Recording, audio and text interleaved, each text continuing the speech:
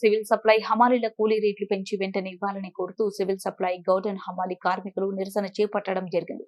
ఈ కార్యక్రమంలో సిఐటియు పట్టిన కార్యదర్శి కె మొహమ్మద్ గౌస్, యూనియన్ కార్యదర్శి గోపాల స్వాములతో పాటు మరో 35 మంది కార్మికులు పాల్గొనడం జరిగింది. అనంతరం వారు మాట్లాడుతూ కూటమి ప్రభుత్వం అధికారంలోకి వచ్చి దాదాపు 9 నెలలు కావస్తున్నా నేటి వరకు గత ప్రభుత్వం పెంచిన కూలీ రేట్లను విడుదల చేయడంలో నిర్లక్ష్యం తగదని వెంటనే ఇవ్వాలని డిమాండ్ చేశారు. ప్రతి ఒక్కరికి ప్రతి నెల బియ్యం సరఫరా కావాలంటే రేయింబాబులు కష్టపడుతున్న కూలీల పట్ల ఇంత నిర్లక్ష్యం సరైంది కాదని, అందరికీ బియ్యం సరఫరా చేసి కడుపు నింపుతున్న కూలీల పట్ల కడుపు నింపాల్సిన ప్రభుత్వం కడుపు మాడుస్తుందని పనిచేయండి అని నిమ్మకు నీరెత్తినట్లు నిర్లక్ష్యం ఉండడం సరైంది కాదని, ఇప్పటికే పెండింగ్ లో ఉన్న ఈపీఎఫ్ కేసులను రద్దు చేయాలని డిమాండ్ చేశారు. ఈ సమ్మె ఈ నెల చివరి వరకు నిర్వహించడం జరుగుతుందని, అప్పటికి పరిష్కారం కాకపోతే మార్చి 7న విజయవాడలో డిఎం కార్యాలయం ముట్టడి చేయడం జరుగుతుందని, అప్పటికి దిగి రాకపోతే రాష్ట్ర వ్యాప్తంగా కార్మికులంతా నిర్వధిక సమ్మెకైనా దిగాల్సి వస్తుందని, ప్రజల ఇబ్బందులు పడతారని ప్రభుత్వం పైన తీవ్ర వ్యతిరేకత వస్తుంది. వెంటనే ప్రభుత్వం కళ్లు తెరిచి సివిల్ సప్లై హమాలీ కూలీ రేట్లను పెంచి వెంటనే అమలు చేయాలని అన్నారు. నిర్లక్ష్యంగా ఊహిస్తుంది. ఇంతవరకు మా కూలీ రేట్లు పెంచాలని, పెంచి జీవో పాస్ చేయాలని కోరుకుంటున్నాము.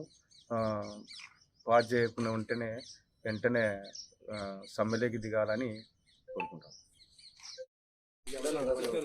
రాష్ట్ర వ్యాప్తంగా పెండింగ్లో ఉన్నటువంటి సివిల్ సప్లై హమాలీల కూలీ రేట్లను వెంటనే విడుదల చేయాలని, ఇప్పటికే దాదాపు 13 నెలలు కావస్తున్నా కూడా ప్రభుత్వం చలనంలో లేదు.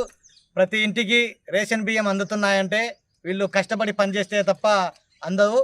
అలాంటి కార్మికుల పట్ల రాష్ట్ర ప్రభుత్వము నిర్లక్ష్యం చేయడం అనేటువంటిది చాలా దుర్మార్గము. ఇప్పటికే మంత్రి నాదెండ్ల మనోహర్ గారికి సమస్యలపైన వినతిపత్రం ఇవ్వడం జరిగింది. మేము చర్యలు తీసుకుంటాము, చూస్తాము, చేస్తామని చెప్పేసి మాటలు మాత్రమే చెప్తున్నారు. ఈ మాటలు అనేటువంటివి సరిపోదు.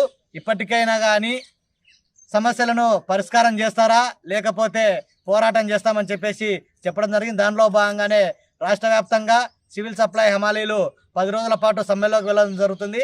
అనంతరం మార్చి 7వ తేదీన చలో విజయవాడ డిఎం కార్యాలయం ముట్టడి జరుగుతుంది. ఇప్పటికీ స్పందించకపోతే రాబోయే కాలంలో కూడా పెద్ద ఎత్తున ఆందోళనలకు పూనుకోవాల్సి వస్తుంది. ఎక్కడికక్కడ కూడా బియ్యం సరఫరా నిలిపేసేటువంటి అవకాశం ఉంది. ప్రతిదానికి కూడా వీటన్నిటి చర్యలు అంటే ప్రభుత్వము ప్రజలకు బియ్యం సరఫరా చేయకపోతే ప్రజల నుండి తీవ్రమైనటువంటి వ్యతిరేకత వస్తుంది. కాబట్టి ఇప్పటికైనా ప్రభుత్వం కళ్ళు తెరిచి సివిల్ సప్లై హమాలీల కూలీ రేట్లు వెంటనే విడుదల చేసి వాళ్ళ కుటుంబాలను ఆదుకోవాలి. పెండింగ్లో ఉన్నటువంటి ఈపీఎఫ్ కేసులను కూడా రద్దు చేయాలని చెప్పేసి సిఐటిగా డిమాండ్ చేస్తున్నాం.